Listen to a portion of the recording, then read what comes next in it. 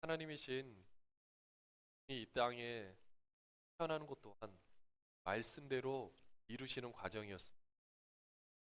하나님이신 그분도 말씀대로 그 말씀대로 행하시고 그 말씀을 선포하시고 그 말씀대로 놀라운 일들이 일어났는데 우리는 우리의 모든 삶도 동일하게 그 하나님의 말씀대로 이루어지지 않겠습니다.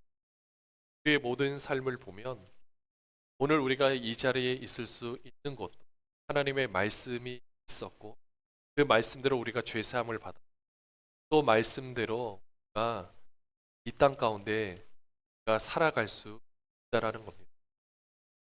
하나님이 말씀으로 이 세상 만물을 창조하셨기에 우리가 존재할 수 있고 말씀대로 모든 법칙이 움직이기 우리가 존재할 수 있고 그 말씀대로 우리의 생명이 탄생했기 때문에 지금도 우리 60개나 되는 세포가 각자 일을 하고 하나님의 말씀대로 살아갈 수가 있습니다. 말씀을 제외하면 우리가 살아갈 수 있느냐? 살아갈 수 없습니다. 오늘 본문에서도 보면 예수님께서 탄생하신 그 부분에 대해서 이렇게 하나하나 자세히 말씀을 해주셨습니다. 먼저는 이 예수라는 이름 자체 21절에 보면 아들을 낳으리니 이름을 예수라 하라. 이는 그가 자기 백성을 그들의 죄에서 구원할 자이심이라 하니라. 여러분들 보통 사람의 이름을 누가 지어줍니까? 부모님이라든지 목사님이라든지 그 존재를 가장 잘 아는 그 존재가 바로 이름을 지어주게 되어 있습니다. 오늘 아들을 낳으리니 이름을 예수라 하라. 지금 하나님께서 그 천사 가브리엘을 통해서 요셉에게 말씀을 해주시는 아들을 낳으리니 이름을 예수라 하라. 뜻까지 다 알려주세요. 이는 그가 자기 백성을 그들의 죄에서 구원할 자이심이라 하니라. 그런데 잘 보시면요, 자기 백성이에요. 자기 백성. 여러분들 그 태어나시는 그 존재의 백성이라는 겁니다. 우리는 아기 예수라고 말하지만 이 그분은 하나님이세요. 근데 그 하나님이 인간의 몸을 입고 가장 낮은 곳에 임하셨다라는 거예요. 이 모든 것들이 말씀대로 이루어지는 하물며 우리가 어제도 같이 나눴지만 말구유에 태어나는 것이 인간의 편에서 보면 가장 비천한 일이에요. 마리아도 비천하고 요셉도 비천하고 그렇지만 그 모든 비천한 일들이 우연히 일어나느냐? 그것은 아니라 그 자리에 있을 수 있는 것은 다 하나님의 섭리라. 이렇게 어엿하게 본인의 모습에 등장을 했는데 군대에서도 보면은 별이라고 하죠. 당성이 그냥 움직이는 것 같지만 사실은 계획적으로 모든 것들이 계획적으로 준비가 되어 있습니다. 하물며 하나님이신 그분께서 이 땅에 그냥 오셨냐? 아니죠.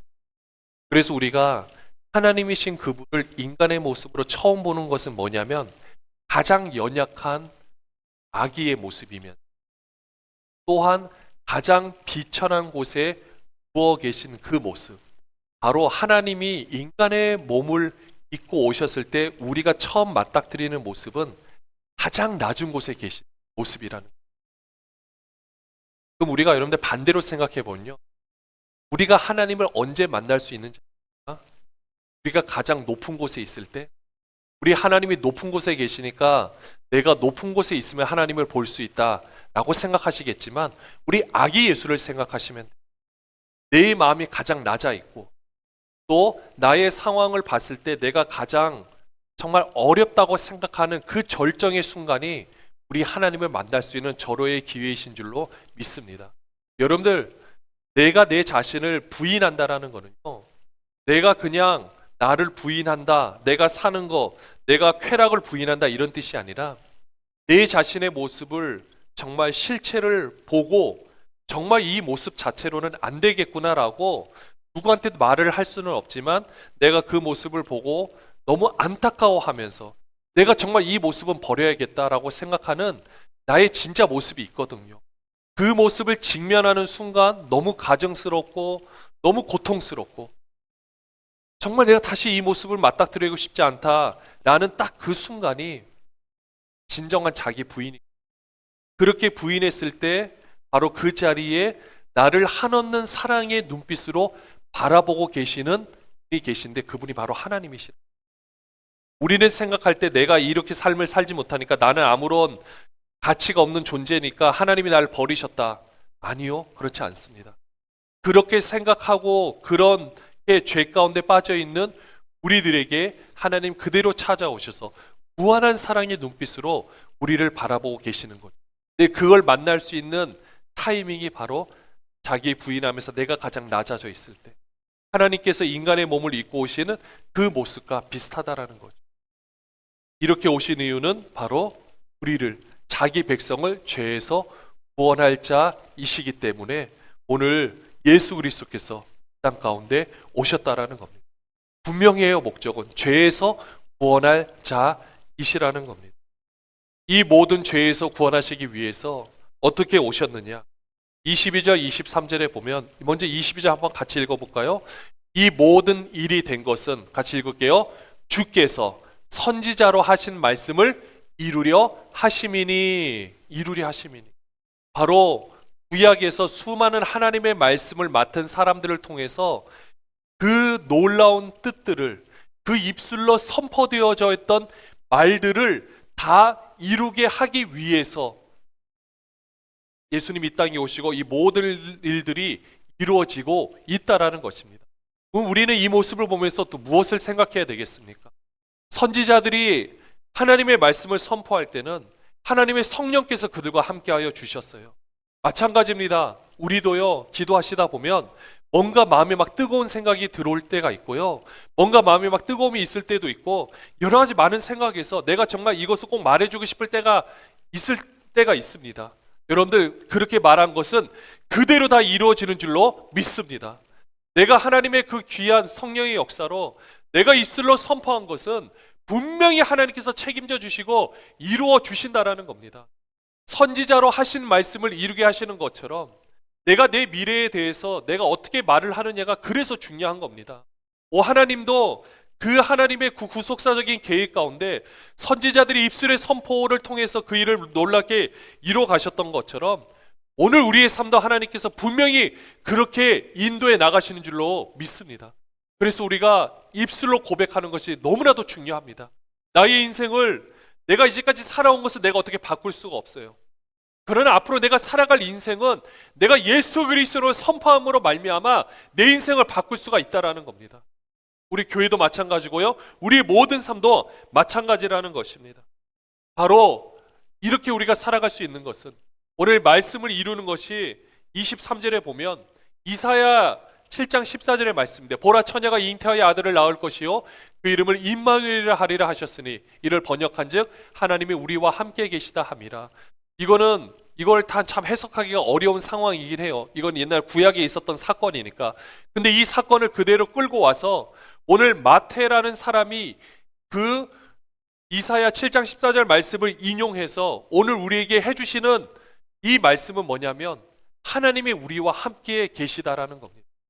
여러분들, 제가 예전에 말씀드렸는데 내가 내 입술로 선포하는 거는 내가 자기 암시를 하는 게 아니에요. 그것을 듣고 계신, 지금 나와 함께하고 계신 하나님에게 함께 고백하는 것과 마찬가지라는 겁니다.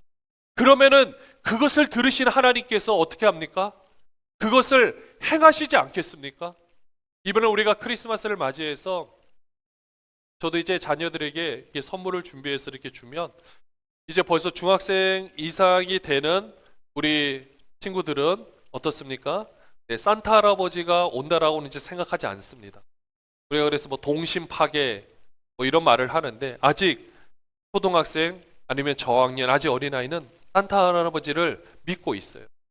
그럼 어떻게 합니까? 뭐가 원하는지, 뭘 원하는지 모르잖아요. 그래서 평소에 원하는 게 뭐냐고 물어보다가 그것을 딱 캐치를 한 다음에 우리가 선물을 준비해서 줍니다. 여러분들, 이것과 마찬가지로 생각하시면 될 것 같아요.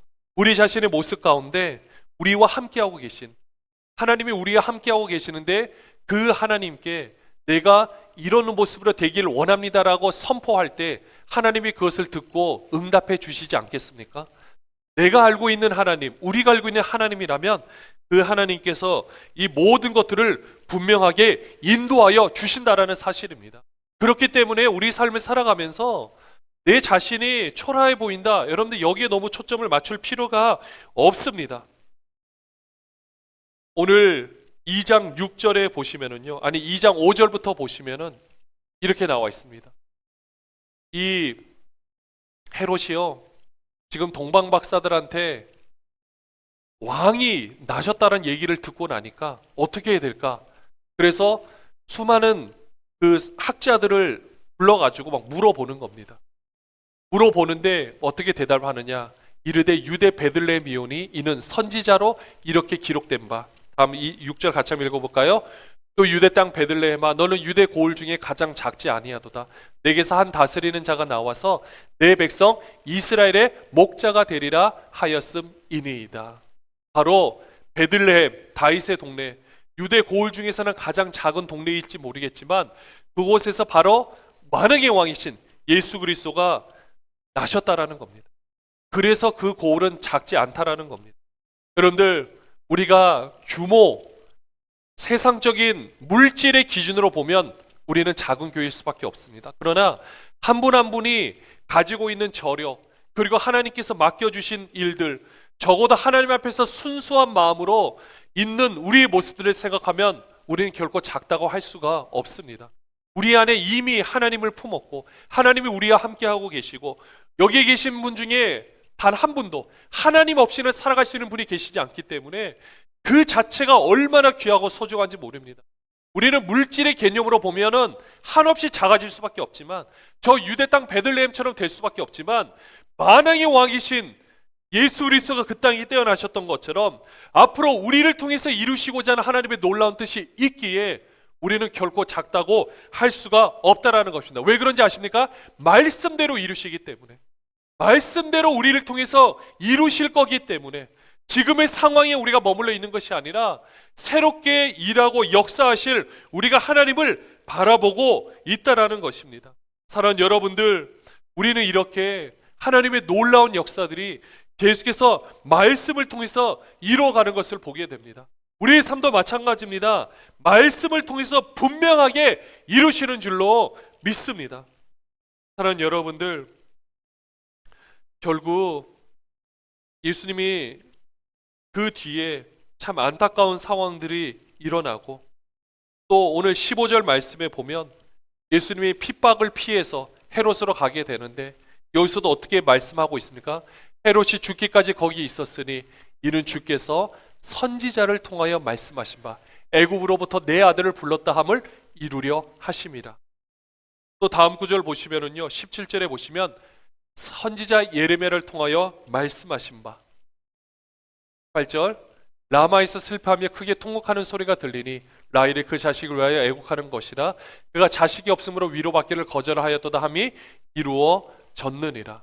이 구약에 있었던 사건, 지금 2살 아래로 다 죽이는 안타까운 이 사건이 일어났을 때 그 안타까워하는 그 엄마들의 그 눈물을 이 말씀에 빗대어서 말씀해 주는데요, 결국 중요한 것은 다 이루어졌다라는 것입니다. 그렇게 해서 결국 예수 그리스도는 피신을 가셨다가, 애고로 피신을 가셨다가 원래는 베들레헴, 이 고향 땅으로 돌아오는가 싶었더니 헤롯 아켈라오라는 자가 무서워서 결국은 나사렛이라는 동네에 가시는데 23절 보시면은요, 어떻게 고백합니까? 나사렛이라는 동네에 가서 사니 이는 선지자로 하신 말씀에 같이 읽겠습니다. 나사렛 사람이라 칭하리라 하심을 이루려 함이러라. 바로 말씀대로 이루어가신 하나님을 보게 됩니다. 하나님이 여러분을 사랑하십니다. 하나님이 여러분을 통해서 놀라운 일을 펼치실 겁니다. 하나님이 한 분 한 분을 통해서 정말 기이한 일들을 행하실 겁니다. 이 귀한 말씀 우리를 통해서 이루어집니다. 우리 예수 사랑교회를 통해서 분명히 이루어집니다. 한 분 한 분을 통해서 이루어집니다. 우리는 그 하나님을 온전히 믿고 우리의 상황을 보는 것이 아니라 그 하나님께 소망을 두고 하나님께서 지금도 살아계셔서 역사하고 계심을 바라보며 나갈 수 있는 저와 여러분이 되시기를 주님의 이름으로 축원합니다.